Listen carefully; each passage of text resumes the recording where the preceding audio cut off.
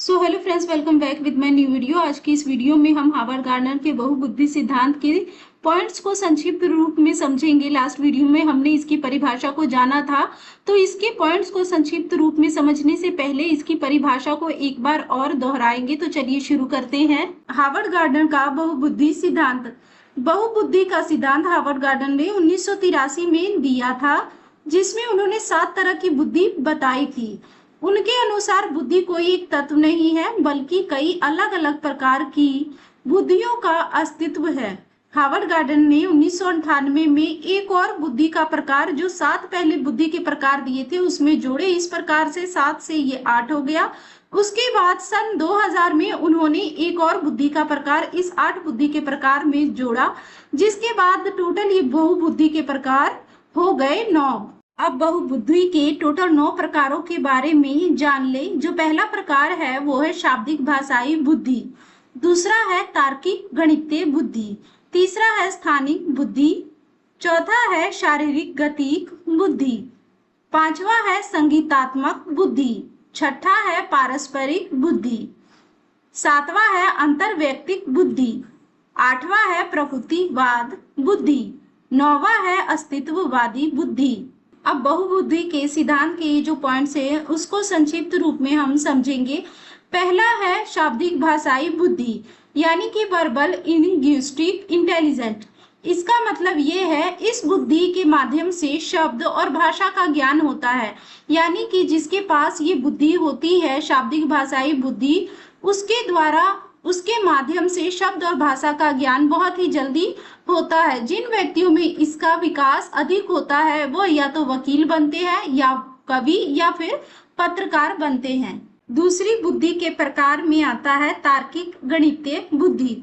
जिन व्यक्तियों में तार्किक गणितीय बुद्धि अधिक होती है, उनमें तर्क करने की क्षमता और मैथ कैलकुलेशन करने की क्षमता अधिक होती है। यानी कि अगर वो कोई भी उनके पास सवाल आता है, तो कोई भी उनके पास बात आए, कोई भी समस्या आती है, तो उसमें वो सवाल जवाब बहुत ही ज्यादा अधिक करते हैं और उसके तह तक पहुंचने की कोशिश करते हैं। गणितीय बुद्धि इस प्रकार के व्यक्ति, गणितीय बुद्धि जिसमें होती है, इस प्रकार के व्यक्ति आगे चल के अकाउंटेंट, बैंकर या साइंटिस्ट बनते हैं। अब बुद्धि नंबर 3 के बारे में जानेंगे। जो बुद्धि नंबर 3 है वो है स्थानिक बुद्धि।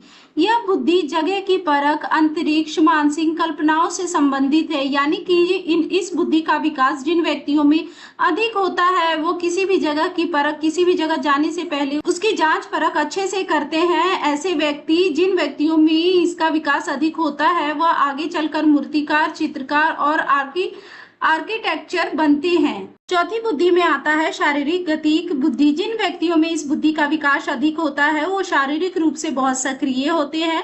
शारीरिक गतिक बुद्धि का अर्थ होता है शरीर को गति देने वाली बुद्धि। जिन व्यक्तियों में इसका विकास अधिक होता है, वो अभिनेता, अभिनेत्री या फिर डांसर बनते हैं।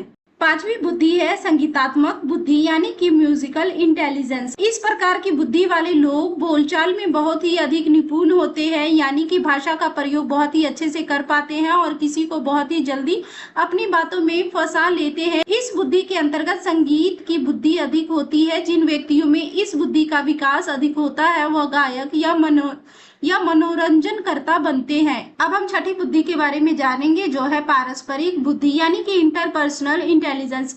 इस बुद्धि के अंतर्गत किसी भी व्यक्ति को किसी दूसरे व्यक्ति से किस प्रकार से बात करना है, उसे अपनी बातों में किस प्रकार से उलझाना है, या अपने बोलचाल का तरीका किस प्रकार से रखना है, ये पता चलता है। जिन व्यक्तियों में इसका विकास अधिक होता है, वह नेता या सामाजिक कार्यकर्ता बनते हैं। जिस प्रकार से हम जानते हैं कि नेता या फिर सामाजिक कार्यकर्ता जिस प्रकार से बातें करते हैं, लोग उनकी बातों में आ जाते हैं, उनको वोट देते हैं। तो इसी प्रकार की बुद्धि जिसमें होती है, वो प्राय नेता या फिर सामाजिक कार्यकर्ता ही बनते हैं। अब हम 7वीं बुद्धि की ओर बढ़ते हैं, जो है अंतर्वैयक्तिक बुद्धि, यानी कि इंट्रापर्सनल इंटेलिजेंस। इस प्रकार की बुद्धि वाले व्यक्ति खुद को समझने में और खुद के साथ इंटरेक्ट करने में ज्यादा सक्षम होते हैं। यानी वो खुद के बारे में बहुत अच्छे प्रकार से जानते हैं और वो अपने डिसीजन लेने में बहुत ही अच्छे होते हैं। और जिन व्यक्तियों में इस बुद्धि का विकास अधिक होता है, वह आध्यात्मिक गुरु बनते हैं।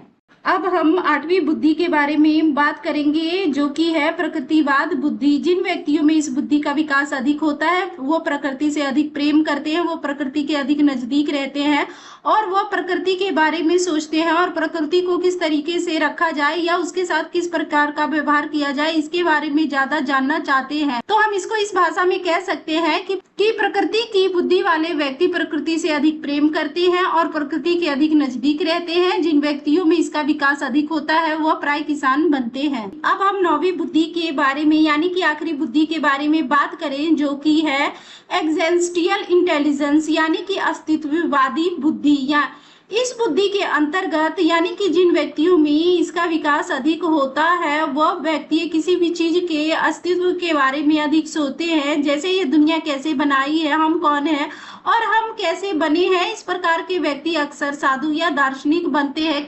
कहने को हम कह सकते हैं कि जिन व्यक्तियों में इसका विकास अधिक होता है वह किसी भी चीज के अस्तित्व के बारे में या किसी भी चीज के बारे में अधिक जानना चाहते हैं, वह दुनिया की मोह माया से दूर रहते हैं, वह अस्तित्व से ज्यादा ताल्लुक रखते हैं। सो फ्रेंड्स, आज की वीडियो में इतना ही। हार्वर्ड गार्डनर के बहुबुद्धि सिद्धांत को और उनके प्रकार को हमने अपनी इस वीडियो में बहुत ही सरल तरीके से समझाने का प्रयास किया है। आपको ये वीडियो कैसा लगा कृपया कमेंट में जरूर बताएं और इसी प्रकार की और वीडियो के लिए और बीएड और सीटेट के इम्पोर्टेंट क्वेश्चन को आसान तरीके से समझने के लिए हमारे चैनल को सब्सक्राइब करें और कमेंट जरूर करें। धन्यवाद।